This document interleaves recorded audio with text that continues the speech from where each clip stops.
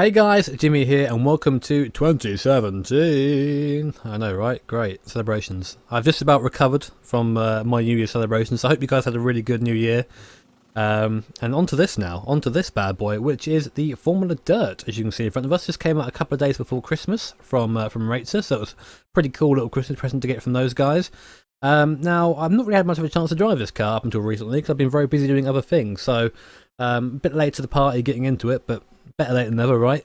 Now, this car is interesting. It's essentially a Formula V, but with a big spoiler on the back and like a roll cage and a dirt-orientated suspension. It's basically a VW underneath, 1.6. You know, it's got a big open diff on the back, which is the bane of your life in this car, but I'll get into that as we drive it.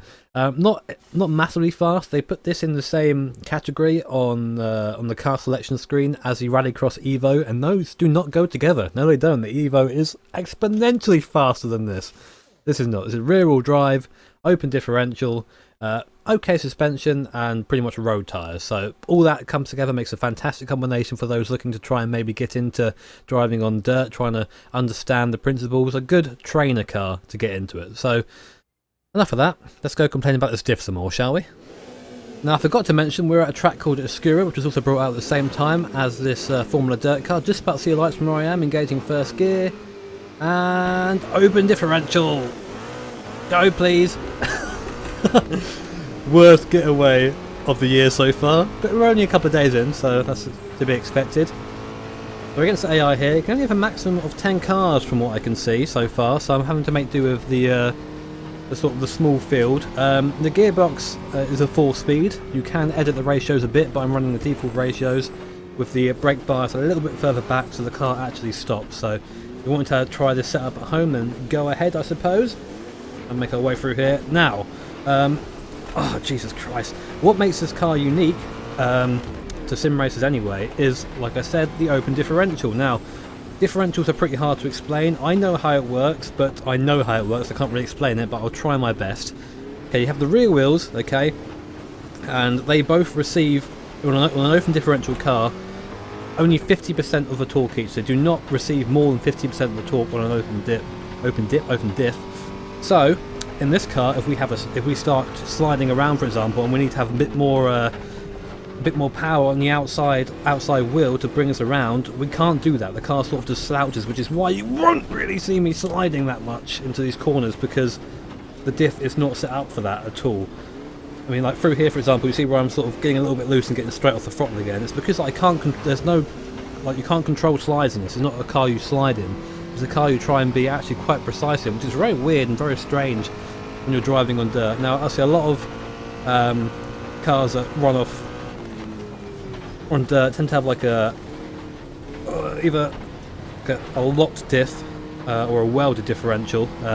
Welded is like the cheap option to go drifting, but a locked diff tends to be the normal one, which basically means that one of the wheels can receive up to 100% of the torque, which makes stuff like this a lot easier. And I've probably explained that really badly, so sorry guys. I will try and include a video somewhere explaining it a bit better, but I understand it better than I can explain it. I need to actually focus on driving right now because I'm doing a bit rubbish. I'm not doing too well. So again, I've got the wheel on for you guys so you can see my movements. I've actually bought a webcam. Webcam will be here soon, so I'll try and get some wheel cams out for you guys. You seem pretty keen on having that. Try and get out the corner there. You have to really take the revs right to the top of the RPM range before changing gear. Only about 120 horsepower in this thing. It weighs, I think, just over 700 kilos, but still difficult to get it up to speed and then slow down again. So we're going to just put up the inside here. Don't like being too tight again because you can't kick the car around on the throttle. You have to just let the car roll around, and that's where the time can be lost. Oh, getting very close to the guy on the inside. There you go. There you go. Nice overtake there. Nice and clean. I do like this track, Oscura. I really like this first corner in this car. It's a big challenge. Probably should go up to 4th. I should have maybe brought the gearing down a bit, but it doesn't matter too much. See that just... Oh! it's scary getting sideways in this car. See, what you want to do, and what I do in the Rallycross Evo around here, is just, you know, pull the handbrake, 45-degree drift around there, full throttle, you know, dirt flying everywhere. It looks spectacular. Not too fast, but it's grand. In this, it's just a matter of... It's almost like driving you know, a Formula V. You have to be sort of precise with it. It's a very strange combination. But like I said, it's a really good place for people to sort of learn how to drive on dirt. And I've got to say the physics on the dirt for AMS are pretty damn good. You know, I do enjoy them. I've not had the pleasure of driving much on dirt in real life, but I can tell you it's very slippery, very slippery indeed, and that's sort of brought into this game pretty nicely. Sorry, I thought I was going to understeer off there. That's why I went silent for a bit. I was trying to not panic. Bring it in here. No. Can we get the cut back? You see how much I'm struggling in second gear there, just not getting the power I want down. There you go. So another lap completed. Do something through T1. I might try going to fourth and then come down to third on the way in, see if that unsettles the car a bit more. Should be suffer with understeer. Then on the power. Oh, I was full power on the exit there finally, but only at low revs. I wouldn't dare do it at any higher revs. Again, braking. You have to really brake early in this car. You see, just going. Maybe the brake bias could benefit from being even further back there. The struggling to slow it down. Come on. Oh, don't get on that stuff. There's sort of like a patch in between. Centre of the road, you see it. These sort of darker patches on the left which don't quite have as much grip, but you can use them to sort of dig in your front wheel and turn the car sometimes, so that's good. Hopefully the full feedback isn't too bad for you guys. I know it's pretty loud in this sort of video because of the dirt, but it adds to the immersion, right? I'm not going to immersion us. Why am I going to fourth gear? Fourth gear is just dead in this car. I really should have changed the ratios, but we're okay. We're okay. We'll continue. Still got some sort of pace. Oh, touching that bank on the inside is a very bad idea. You almost want to run it over because you're just, go on, stick your nose in. Being very aggressive there. Oh, Jesus, nearly spun it around. You know, it might not look too difficult because I'm a seasoned veteran at driving. No, but because I've sort of, hey, where you going? But I've sort of got used to the way this thing drives a little bit now, so I can understand when it's about to loop round on me, but when you first get into it, you will spin this car, and it's like the slowest, most pathetic spin. You just can't do anything about it. It's almost embarrassing when you go around. It's like, but I think it's a car that has a lot of potential to it. Again, when I first started driving this, I really disliked it. I just couldn't figure it out because, you know, I'm a rally fan, so I enjoy driving off-road. Again, you see how much I had to put into the wheel there. I was actually pretty much off the throttle when I did that, just to stop it from spinning around. Yeah, so I'm a rally fan, so coming back and driving this sort of thing is almost a bit of a step down. It's like going back to the, you know, the Formula V again, just to keep making that comparison. It definitely has its place, and you might think, Jimmy, why did you do a standing start at the start of this race? That's because in real life they do standing starts with open diffs on dirt because they want to die. That is a Brazilian series for you. Our 00 car, best number. Let's see if we can get past him.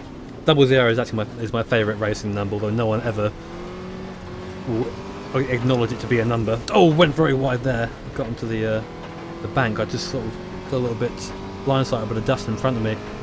I'm liking the dust sort of thrown up here. It's a nice amount. Obviously, it could linger, I think, a bit longer, but you know, that's a small thing to complain about. Oh, there you go. It's lingering there, so I'll shut up. But I'm more interested in the physics, to be honest, and again, they're solid. And then, aside from the diff, everything is pretty predictable in this car.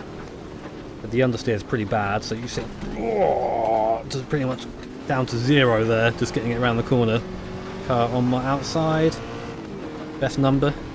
Oh yeah, the reason why it's the favourite number is because of Dick Dastardly. It's the only reason, and because like it annoys people who are like, oh no, how dare you have a number that isn't a number. Don't take yourself too seriously, as I nearly died there. Such a little git. I remember going down the straight for the first time here and just not understanding about the diff and sort of, because I very rarely drive anything in the sim with a diff like that, and especially on dirt, it does take some getting used to, it really does. But it's really good to understand it, because I think like part of sim racing, a lot of people, like me included back when I started, just didn't know anything about setting up cars. They were all just numbers, you know. But you start learning little bits, you start learning bits here and there, and the differential is one of those things as well. I remember in Formula in Stroll 2000 we ended up running some very weird diff setting to sort of almost have traction control coming out of corners, but it did mean we get the one tyre fire coming out the corner every now and then. That was scary. It doesn't look scary, it looks like it's really easily manageable, like I'm sort of getting that impression, but it's just not. Gear. Also, these things have no handbrakes either, so none of that. Oh, there you go. Had to use the power there to try and spin the car a bit. But it's like I say, it's not like another car. You can't really come back from the spin. There's definitely an angle where you've just gone too far, and it becomes like one of those annoying slow spins. You have to find that for yourselves, I'm afraid. It's not something you can really say over a video. You have to learn it. There you go. You hear there. Where the revs came up and they dipped again. That's one of the wheels spinning going down the straight because I'm applying too much throttle, which is also difficult as well because for someone like me, I mean, I can't see the because of the way the wheel is, I can't see the the shift lights, you know. So I'm going purely by noise of the engine, and so when it rises like that, I go, okay, time preferred gear, and you know I do that and I just bog on the straight. So it's again another avenue of learning. Grip out of there. Only a 10 lap race round here, so you know I'm still a bit far off the front. Let's see if we can make some moves, shall we? Oh, in please. Oh, maximum open diff for sliding. I'm alive. I'm good. We're fine. Don't worry. This is like a completely different beast to the Formula truck we drove in our last video. Completely different beast. We're now right up behind, I think it's a 720 car. 720 no-scope, boys. Let's see if we can no-scope them around the outside, shall we? Nice run up there. There's not much room out here. Not much room out here for Jimmy. Trying to stay on the power a bit, trying to avoid the understeer because of the bank there. Oh, 720s. That's what you get for having a silly number that isn't 00. I always feel, and now I don't know if this is just me, please anyone else who's driven this car, that in a straight line, my car is just not as fast as the rest. I'm not shifting particularly badly, you know, I'm just make my way up the inside there easily because I think it's a super wide line. Yeah, I'm not shifting particularly badly, you know, I'm not oh jeez. I'm not slow with the shifts or anything like that. I've got no settings, no sort of thing. Look, here for example, look. See, the AI sort of stops behind me because it just pulls up on me. Maybe I'm just not shifting high enough in second or something. Oh, you really want to turn, you want to try and aim for that bank on the inside, but as soon as you go over the crest, the rear of the car just wants to kill you. Try and get this braking right for a change, shall we? No, I got that completely wrong. Oh, no, I didn't actually, I felt like I did. Again, if I run this again, I'd definitely have a couple more clicks to the rear brake bias, and I've just caught the bank on the way out. Away we go. See, open diff, I want to spin around, but I can't. Come on, don't lose to these guys. Ah, frustrating. See, that's not something that I would have been able to catch anyway, because how fast I was going. But you see where I tried to spin the car around there? Nope. You just sort of rev on the spot like a complete loser, like the guy who tries to do donuts in the car park in the Civic. Ain't gonna happen, boy, unless you've got a very strong handbrake.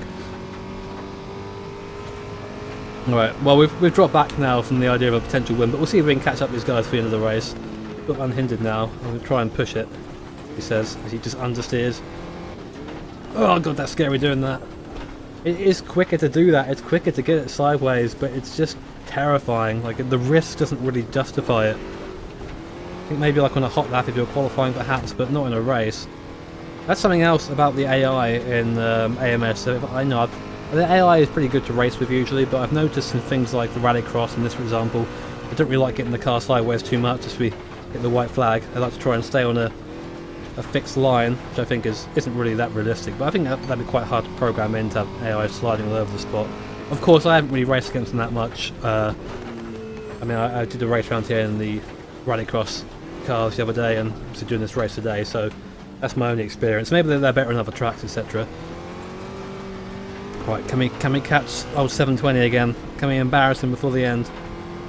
720 confirmed rival. What's our next anime rival? Gonna have to use that technique to get past. Come on, boys. No! Oh, so that is just an example of what I said earlier of me hearing the revs rise and okay, it's time for third, and it's just not, just bog. Bloody gearbox, trolling me. Go in, understeer in the brakes. Throttle, throttle, throttle, throttle, throttle, throttle. No! It's not gonna work.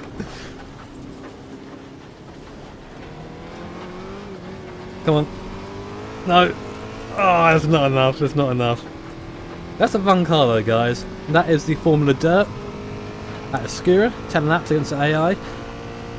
Apparently my teammates requested a pit stop, bless him. I'm sure I can allow him that.